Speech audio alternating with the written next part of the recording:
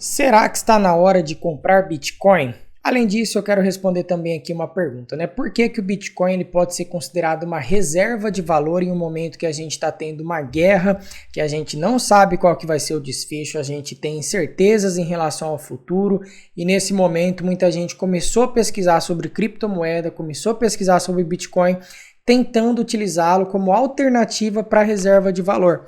Quem está acompanhando aí viu que, por exemplo, as pessoas que vivem na Rússia estão cada dia mais perdendo poder de compra por conta das sanções econômicas.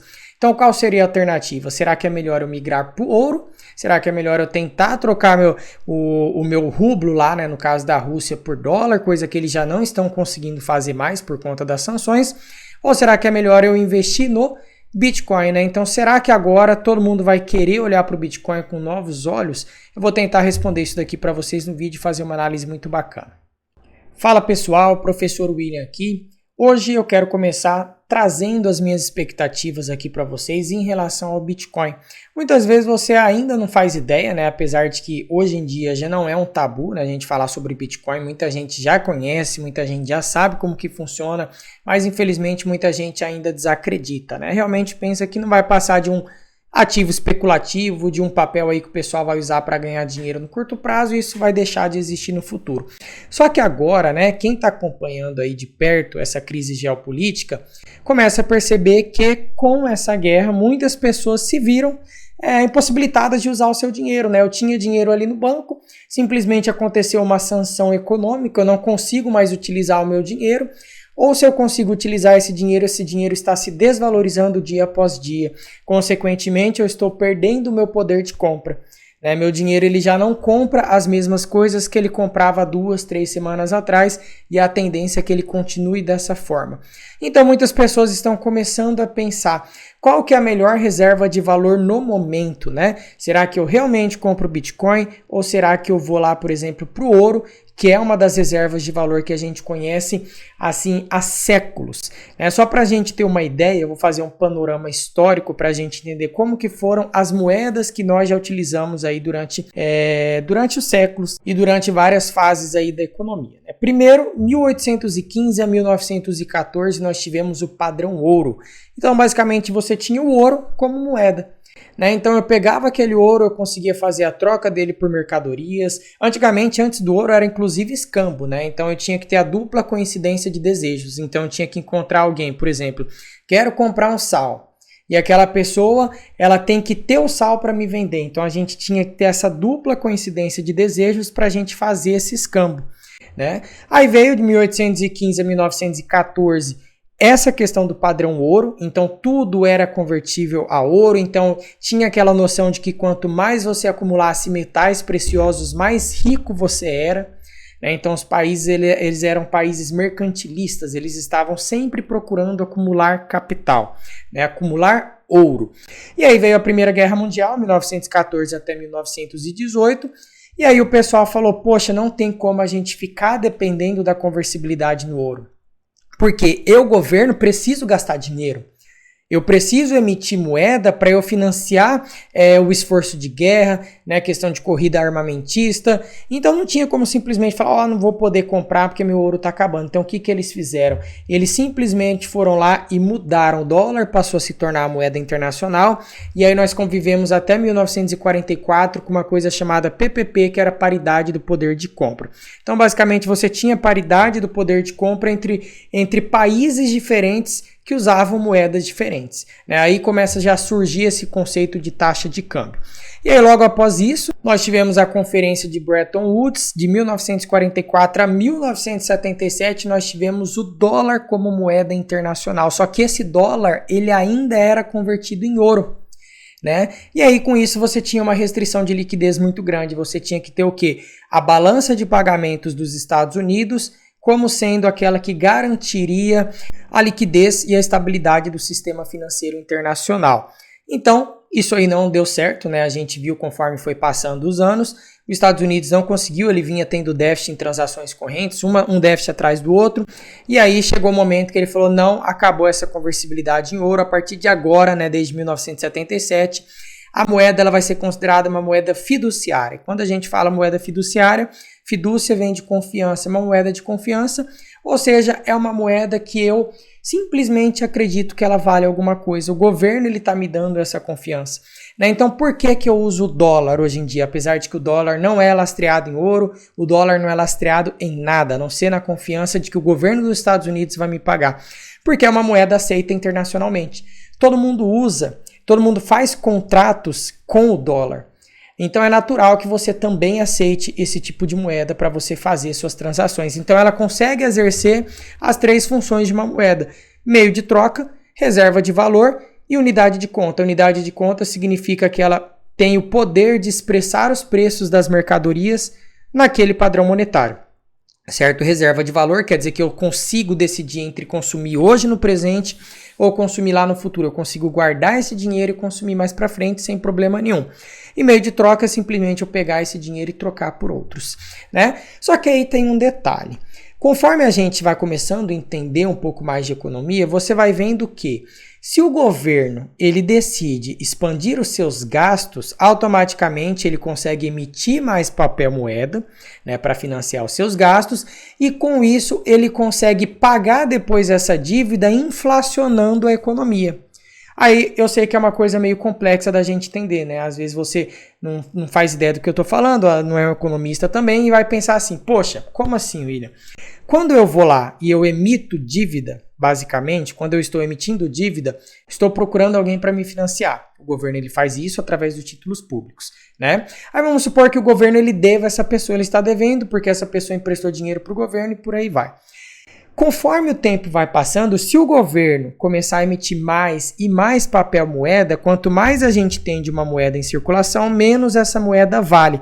Automaticamente, aquela dívida que o governo tinha com você, hoje em dia ela é uma dívida que vale menos, porque a moeda que você tem, que você é credor do governo, é uma moeda que foi desvalorizada por conta da inflação, por conta desse aumento da base monetária, desse aumento de oferta de moeda. Então existe sim essa possibilidade, isso em todos os países, tá, que utilizam aí suas moedas fiduciárias, de você aumentar a emissão do papel moeda, consequentemente você inflacionar aquela economia, e é por isso exatamente que fala que a inflação sempre atinge os mais pobres, porque quando o Banco Central ele emite uma moeda nova, ele emite um papel moeda novo, o que vai acontecer? Basicamente aquela pessoa que acabou de pegar esse papel moeda emitido, né, que são os grandes bancos, geralmente vai ali para os grandes bancos, os grandes empresários que estão fazendo o primeiro empréstimo, pegando pela primeira vez essa moeda ainda tem valor.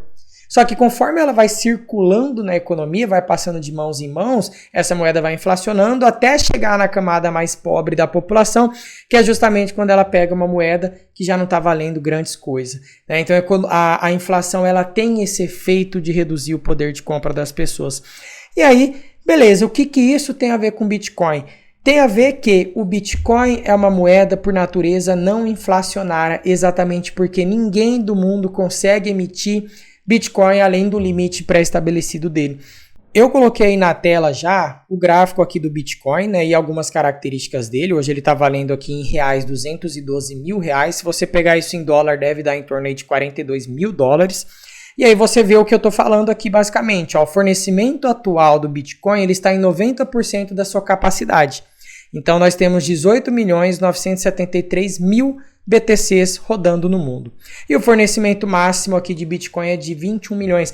Ou seja, não tem como emitir 21 milhão e 1. Não tem como emitir 21 milhões e 100. Não tem como eu fazer isso.